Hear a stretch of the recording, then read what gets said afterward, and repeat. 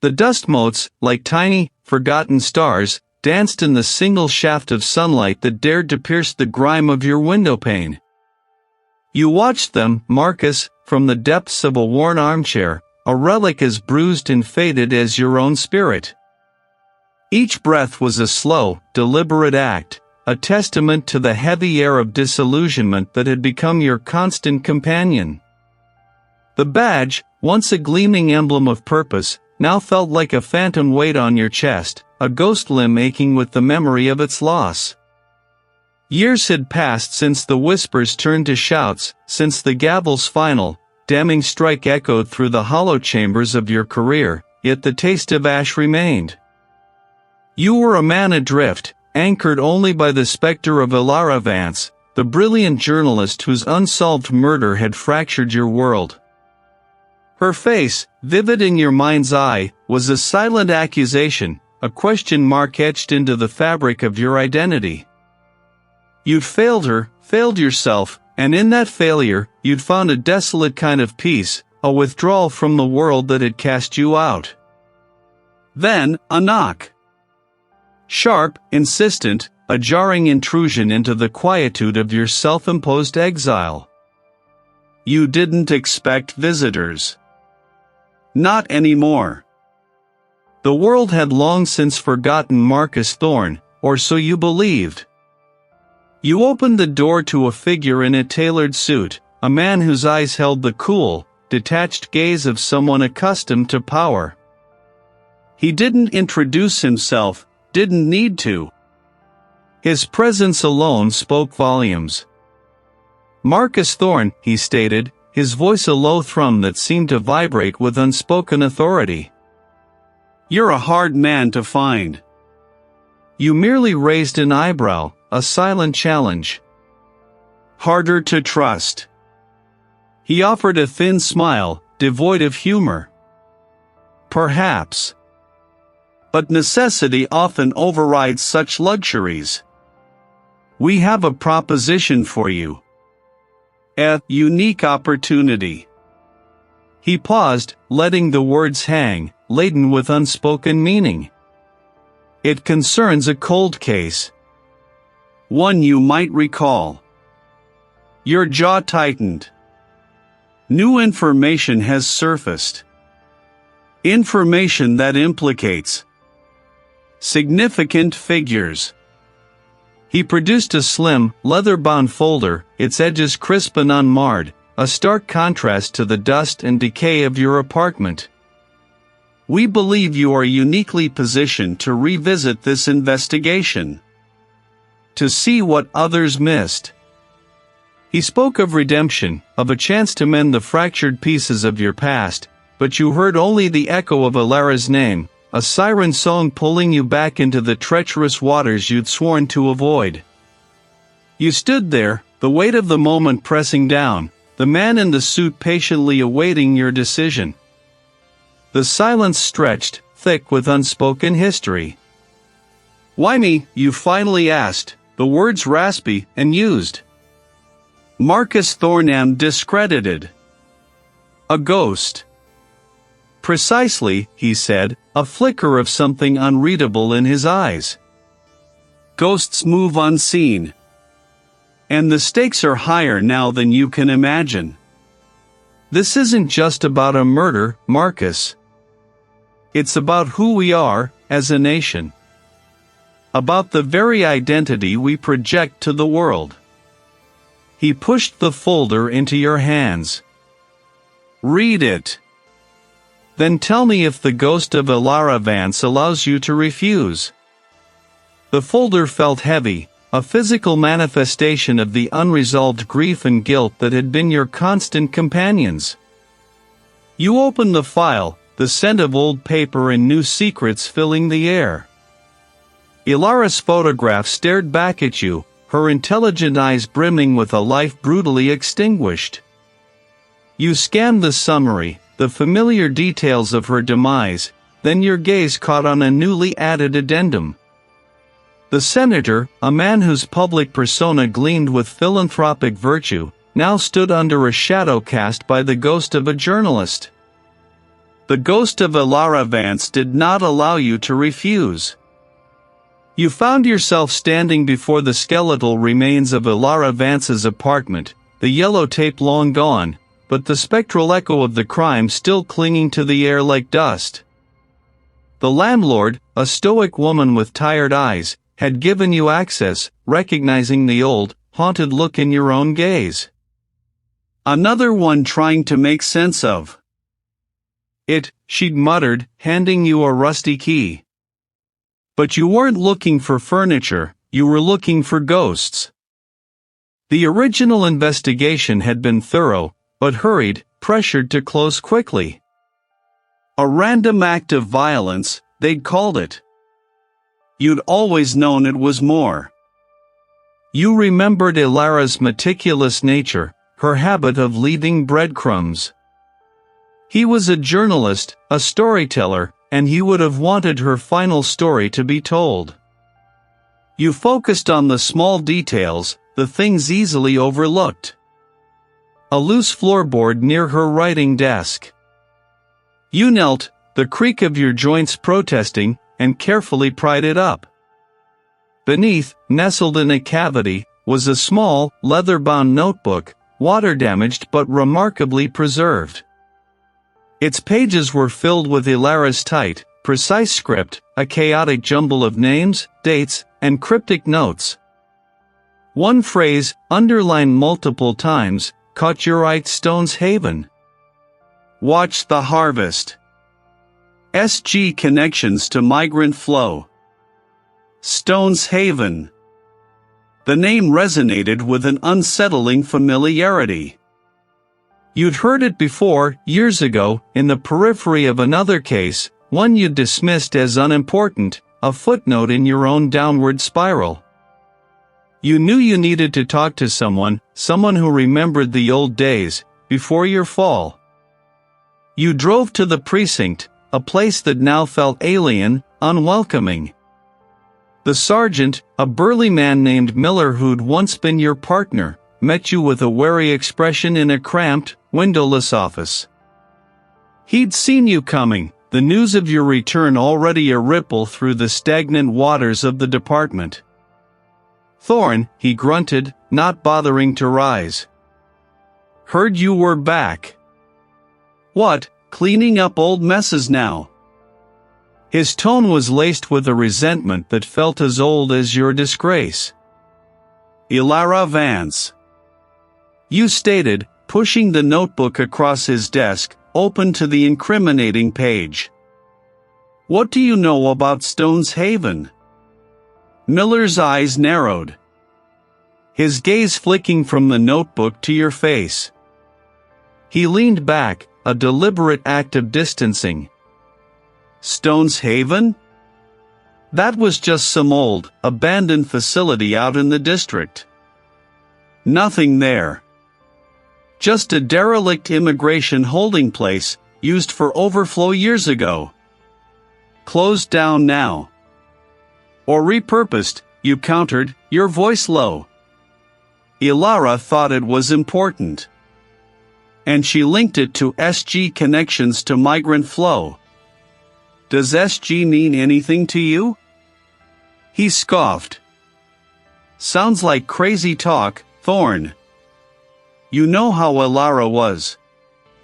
You should leave this alone. Some things are better left buried. He looked at you, a warning in his eyes that transcended mere professional advice. You come poking around, you stir up more than dust. You stir up trouble. Big trouble. What kind of trouble? You pressed. Not just journalists.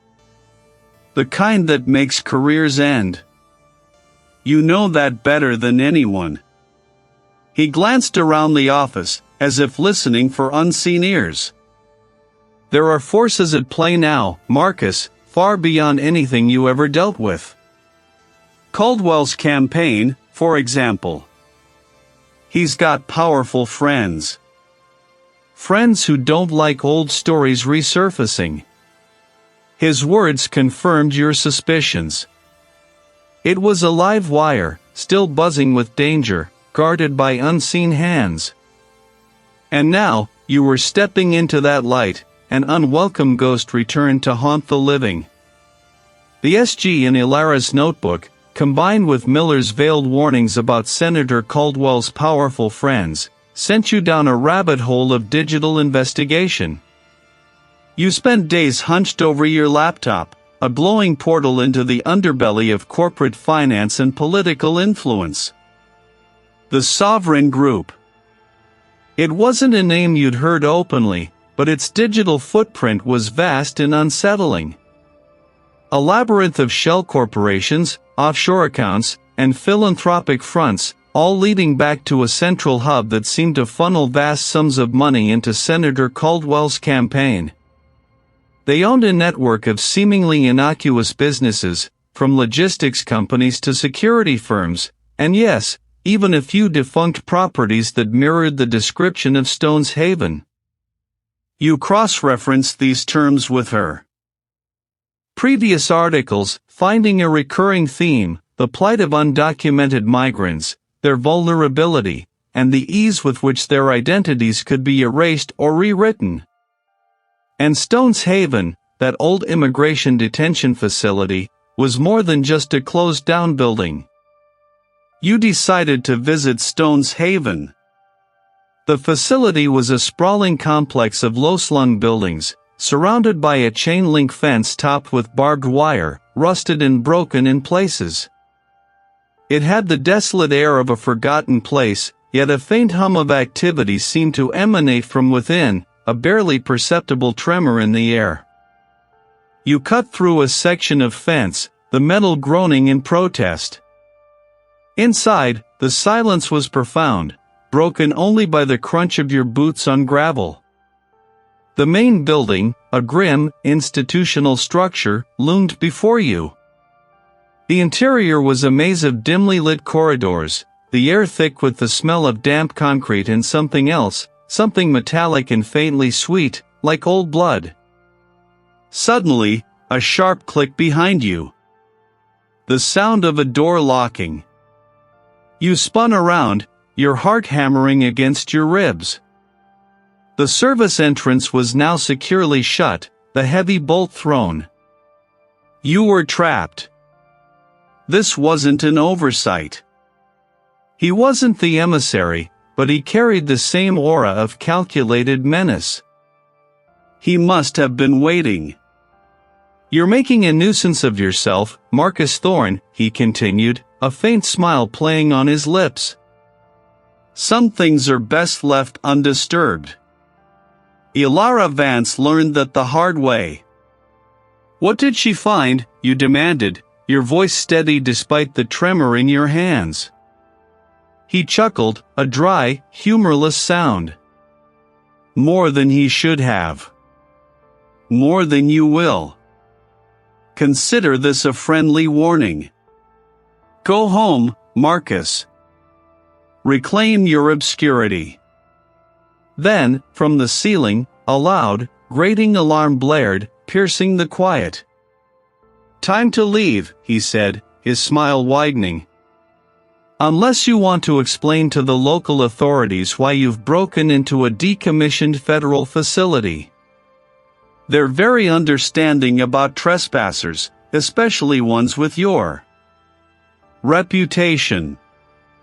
The threat was clear. He wanted you caught, not killed, not yet. It was a clever play, designed to break your spirit, to remind you of the very downfall you were trying to escape. As the alarm shrieked, echoing through the empty facility, you knew he wouldn't kill you here. Not when discrediting you served a greater purpose. They were watching you, Marcus, a silent, pervasive threat that tightened its grip around your throat. Your identity as a disgraced detective was being weaponized against you, a constant reminder of the fragility of your pursuit of truth. They knew your every move, perhaps even your every thought. The question gnawed at you, how?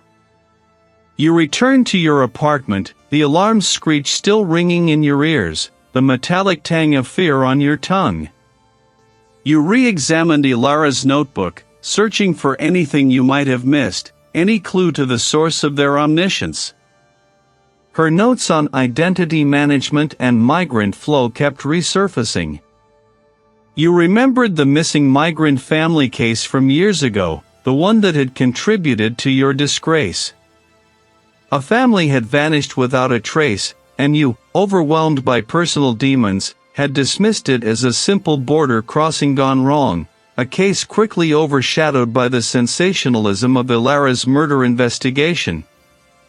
You had been too blinded by your own internal turmoil to see the connections, too eager to close the file and move on. Elara Vance had been investigating that very family, their disappearance linked to a charitable program run by a newly formed entity, one of the Sovereign Group's early fronts, which operated out of a temporary holding facility in the very same district as Stone's Haven. Your past failure wasn't just a personal demon, it was a missing piece of Elara's puzzle, a crucial link you had overlooked. The identity of the victims, their forgotten stories, now screamed for justice. The betraying sting came not from a stranger, but from a familiar face.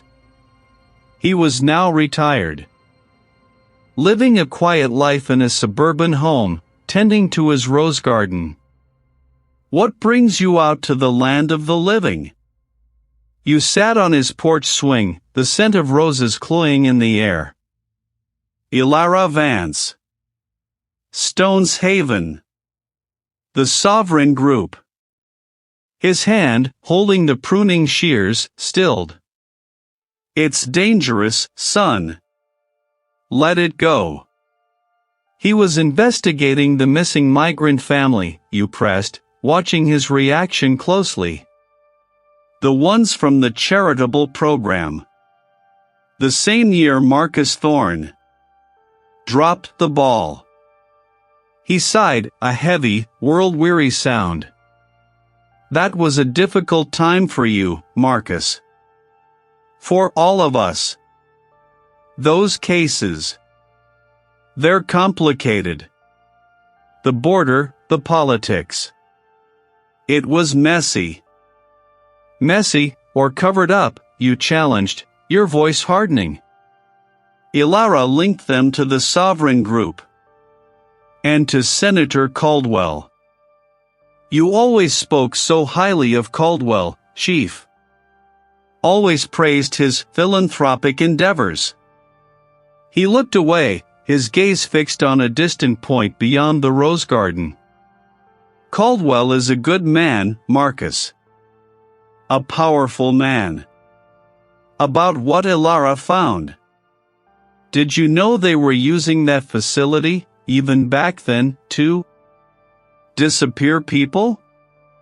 He turned back to you, his eyes clouded with an emotion that looked suspiciously like fear. I knew there were some operations, some sensitive projects. But I was assured they were legitimate. For the greater good. National security, Marcus. That's what they said. It was above my pay grade. Above all of our pay grades. Above mine, certainly, you said, a bitter laugh escaping your lips. But not above Elara's. He was close to exposing it all, wasn't she? Just like the migrants. Just like that family. He rose, his posture stiff, suddenly looking much older. Marcus, you need to understand. There are forces. Powerful forces. They protect their own. They protect their interests. You can't fight them. You'll just get yourself killed, or worse, you'll destroy what little you have left. He laid a hand on your shoulder, his grip surprisingly firm. Walk away, Marcus. For your own sake. For the sake of your identity. The word hung in the air, heavy with unspoken meaning. He wasn't just warning you, He was pleading with you, perhaps even trying to save you from a fate he knew all too well. But in his eyes,